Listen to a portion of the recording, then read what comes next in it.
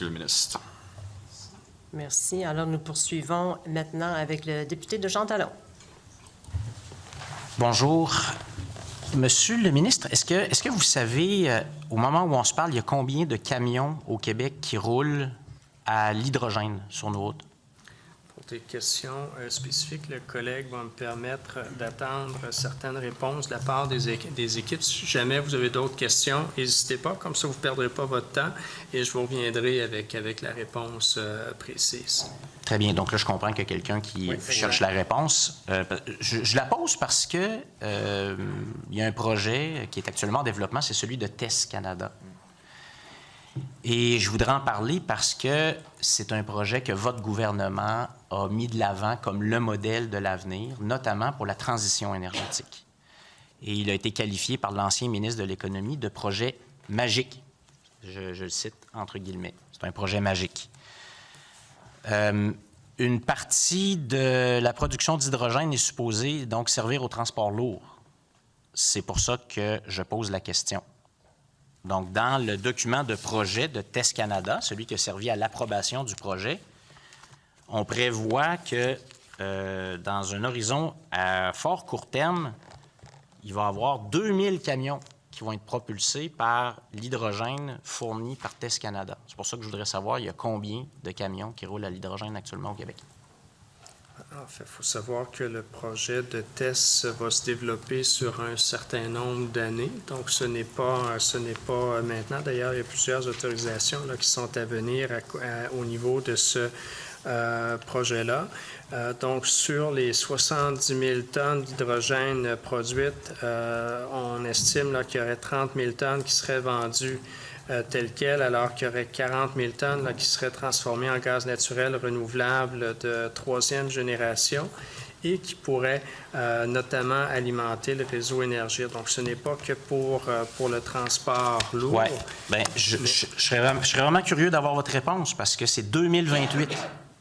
2000 camions en 2028, ça s'en vient vite. En fait, c'est le souhait de l'entreprise, mais il n'est pas dit que l'entreprise va avoir les autorisations nécessaires pour débuter sa production pour 2028.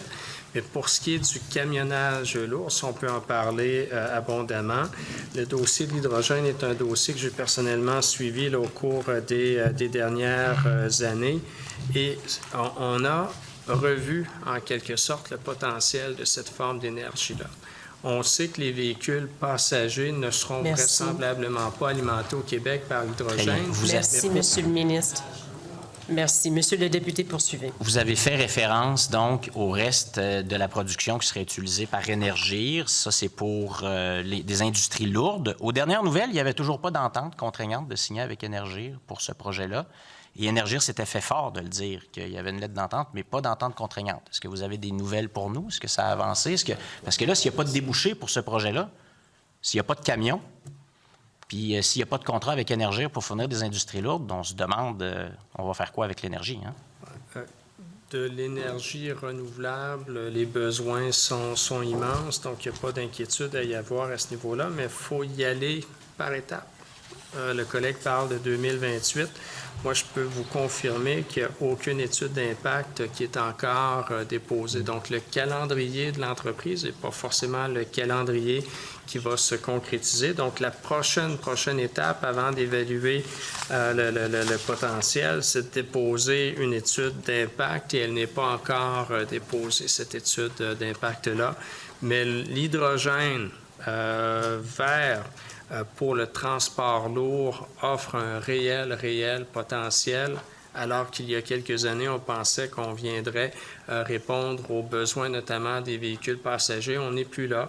Donc, l'hydrogène vert va certainement servir pour le transport lourd, mais également pour des usages proprement industriels. Vous me répondez sur des généralités, puis je les comprends, mais je vous pose des questions sur le projet TES. Donc, actuellement, on n'a toujours pas de réponse ni sur l'un ni sur l'autre. Donc, des deux débouchés. Il n'y a pas d'entente avec Énergir, puis je ne sais pas combien de camions qui roulent parce qu'il est supposé en avoir 2000 de fournis. Bon, maintenant, je pense, il y a un autre aspect. Je voudrais juste, vous pourriez réagir, je voudrais juste finir. On va lui laisser poser la question. Allez-y, Monsieur le député. Donc, il y a un autre aspect, parce que vous êtes quand même le ministre responsable de la transition énergétique. Et là, actuellement, TES va avoir accès à 150 précieux mégawatts d'électricité fournis par Hydro-Québec au bas tarif industriel et va produire, soi-disant, 200 mégawatts avec un parc éolien pour produire donc de l'hydrogène qui va nécessiter une conversion, qui va nécessiter de l'ajout de CO2 puis des gaz synthétiques. Et il y en a qui estiment, des experts qui ont produit un rapport, qui estiment que la chaleur requise dans les fours et les chaudières va occasionner des pertes d'énergie d'énergie estimée de 62 à 73 %. Est-ce que vous avez évalué ces risques? Et moi, j'aimerais savoir, comme ministre, si vous trouvez que c'est le bon projet modèle pour vous de prendre de l'éolien puis des précieux blocs d'énergie pour produire de l'hydrogène avec des pertes potentielles très importantes sans connaître des débouchés actuellement, ni dans l'industrie lourde, ni dans le camionnage. Je fournis des réponses aux collègues. Reste à savoir s'il veut les recevoir, ces réponses-là. Il y a une séquence, il y a un ordre qu'il faut respecter. Si le collègue ne connaît pas la séquence, ça va me faire plaisir de la résumer. Il faut d'abord déposer une étude d'impact. Et cette étude d'impact-là n'a pas été déposée par le promoteur. Donc, il est normal qu'on n'ait pas certaines des réponses posées. Il faut y aller dans l'ordre. Et il y a un calendrier qui est souhaité par l'entreprise, mais il n'est pas dit que c'est le calendrier qui va se réaliser. Il faut déposer une étude d'impact. Ensuite, il y a des autorisations qui sont données. Et par la suite, on peut parler de réponses plus précises. Mais de façon générale, si on parle de généralité, ce que le collègue me reproche de faire, elles sont pertinentes, ces généralités-là. Sur papier, c'est un projet qui est intéressant. Maintenant, c'est au promoteur de faire la démonstration que ces perspectives sont réalisables. Mais oui, on a besoin d'une plus grande production d'hydrogène au Québec. Oui, il y a des débouchés qui sont souhaités par Énergir, qui sont développés par le secteur du transport également. Mais il faut y aller par étapes. La prochaine étape serait le dépôt par le promoteur et non pas par le ministère de l'Environnement d'une étude d'impact de son projet. Avec égard, Monsieur le ministre, c'est votre gouvernement qui avait fait du projet test votre projet modèle.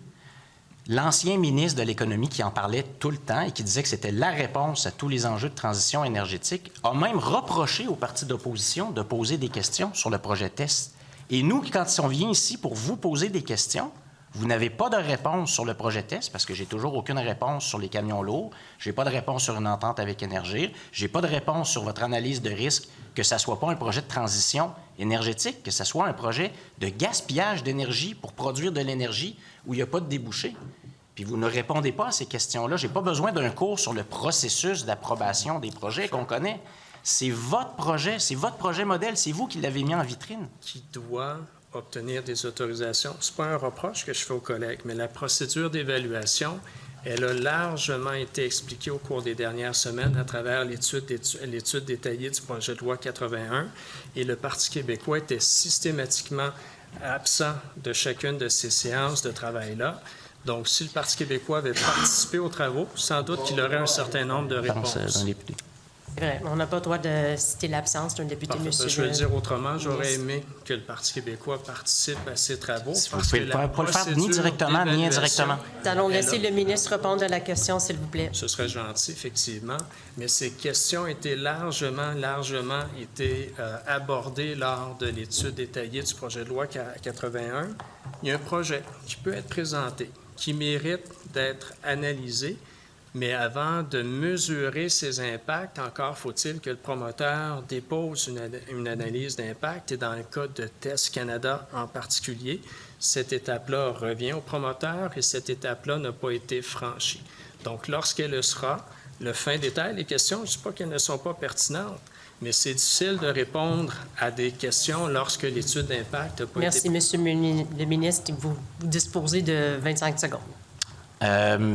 Vous aviez une cible de gaz de source renouvelable dans le réseau à 5 % en 2025. Elle est à 1 %. Pourquoi?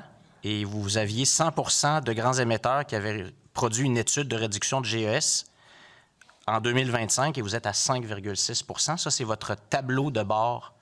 Pourquoi? On pourra revenir à la question. Questions qui seront répondues peut-être dans un autre bloc de